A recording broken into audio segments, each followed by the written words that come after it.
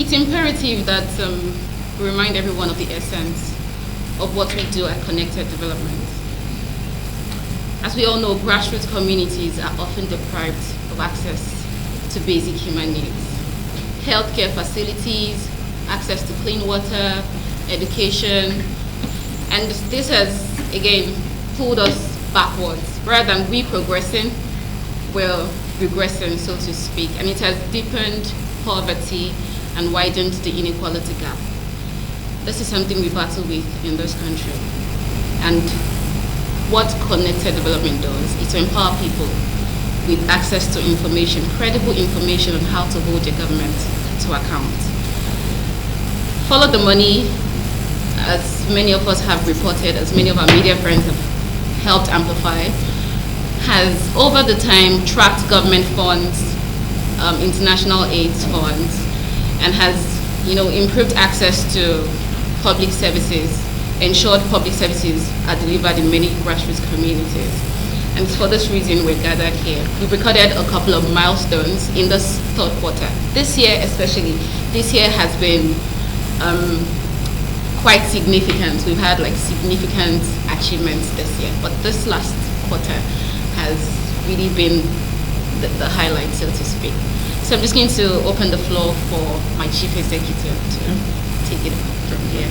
It gives me great pleasure to welcome you to our space and our 7 years anniversary, which is also part of our convening of all the chapters in the 36 states of Nigeria. Connected Development is a non-governmental organization whose mission is to empower marginalized communities, and we do this by creating platforms for informed debates between government and the people, particularly at the grassroots, using our social accountability movement called Follow the Money. Follow the Money tries to answer where funds are coming from, where they're going to, but most importantly, how judiciously these funds are being utilized in the area of basic education, basic health care, access to water, sanitation and hygiene, and the extractive sector. Since 2012 that Follow the Money was founded to date, we have tracked $113 million across 181 rural grassroots communities in 25 states of Nigeria. Today we have Follow the Money in 7 African countries, namely Kenya, the Gambia, Cameroon, Malawi, Zimbabwe, Liberia, and Nigeria, which the movement started from. 2 weeks ago in France, Follow the Money won the Council of Europe Award, an award that recognized Follow the Money on one of the leading groundbreaking initiatives in the world that's promoting democratic principles. This award was received by Kewe Ohide at the Council's World Forum for Democracy 2019 in Strasbourg, France.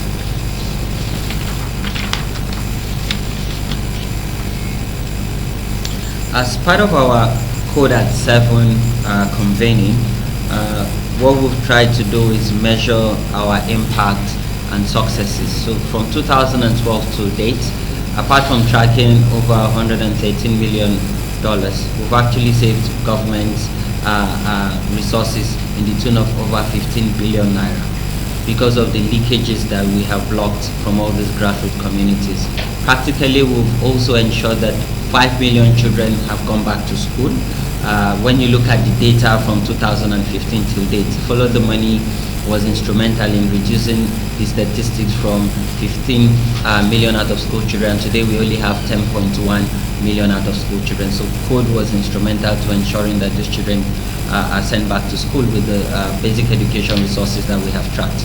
Also, in tracking basic health care, we've ensured that we've saved over 50 million lives in these various communities, because today they now have access to quality primary health care centers and are accessing quality health care. Children can get vaccinated and women are no longer dying in these communities while giving birth. And this is one of the major successes of Follow the Money tracking intervention. I will talk about the partnership with EFCC, and I'll hand over to you to talk about our convening, and then you talk about the new brand for Follow the Money. It's yesterday, right? Yeah, it's yesterday. 2 days ago. So 2 days ago, the Economic and Financial Crimes Commission acting chairman, Ibrahim Magu, hosted Follow the Money's chapters from the 36 states in his new office in Jabi, Airport Road.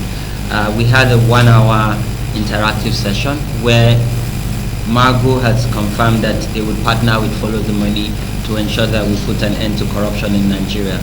Also, he also made commitment that he would provide a Follow the Money desk at the EFCC headquarters that would interface between the work that we do in the 36 states in Nigeria and the Commission. He also made additional commitments that EFCC would provide government and institutional protection for our colleagues that are working at the grassroots, because we face challenges in the area of intimidation, harassment, and sometimes attacks. So EFCC have committed that and have provided a direct line where our colleagues can call and activate EFCC to provide us that protection. This is the award from the Council of Europe, right? As it so happens, there were over 27 initiatives from across the world, and Council of Europe has 49 member states. In Europe? In Europe. Nigeria, Africa obviously is not one of them. And it's a really big deal that Nigeria won this award. And honestly, I think it's ironic because we don't even practice democracy, so to speak, in this part of the world. And we won a Democracy Innovation Award in Europe where things are functioning, where there is obviously development. And I believe this is a wake-up call for our government, our leaders.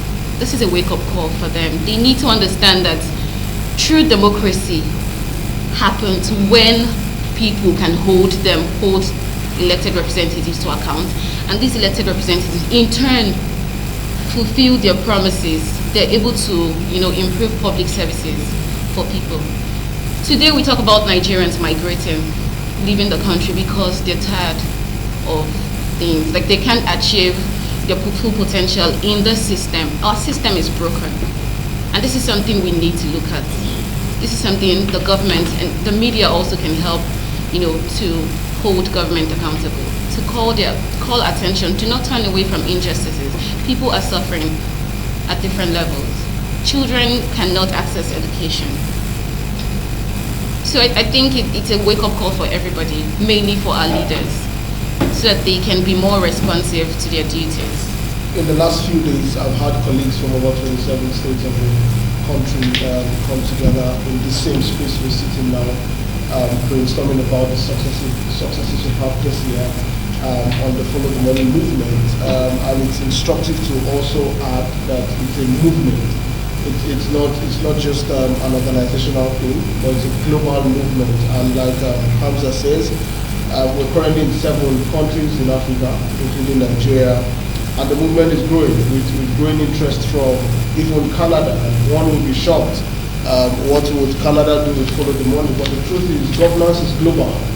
And until citizens are able to hold their government to account, then democracy has not been activated, like my colleague just said. And so for us, it's instructive to bring everybody working in their various states in the country for a convening.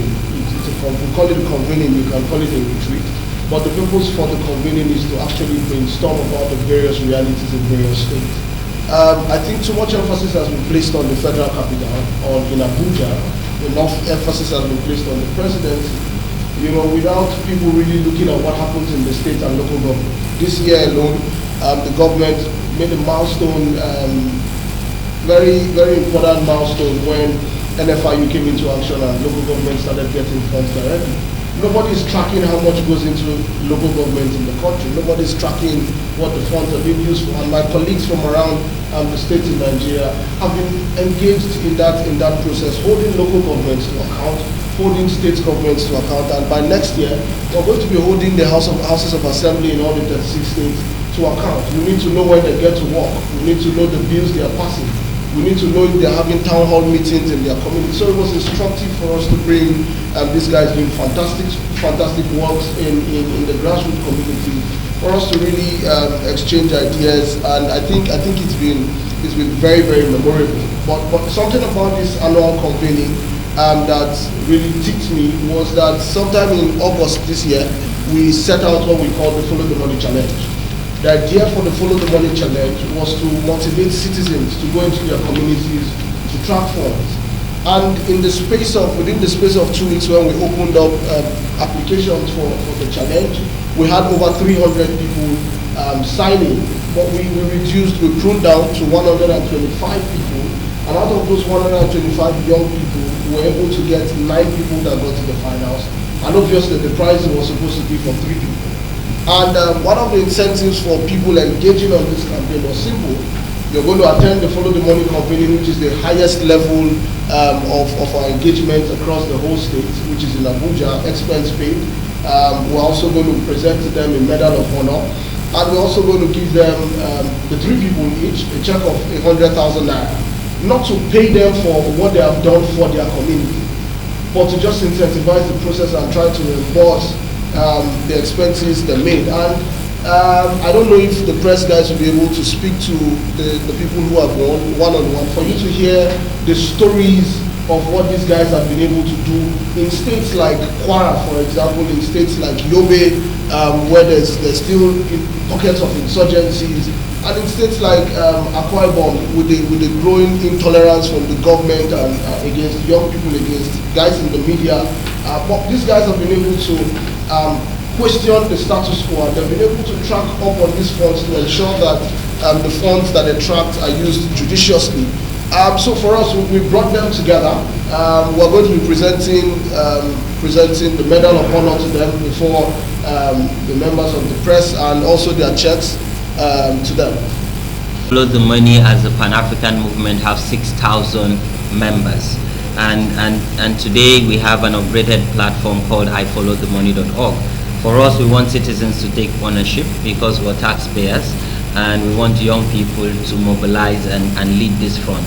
We cannot achieve the sustainable development goal if we don't have information or access to information, and if young people are not in the driving seat. And this is what Follow the Money movement is seeking to achieve. On that note, before we unveil the brand, I would like to recognize the 3 winners of the Follow the Money Challenge. To invite Kende Akin. Inshallah. Yeah, sorry. Kende Inshallah from Kwara State. For Follow the Money movement, I am pleased to decorate you as an honorable member. Yes, ambassador for Follow the Money with a check that can only be cashed in CBN. Bring it down small. Okay.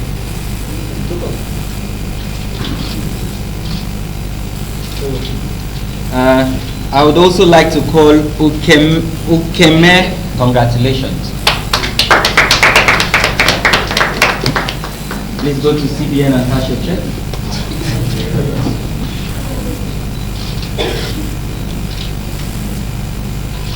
Last but not the least, Ukeme, you are an example of what we want young people to portray.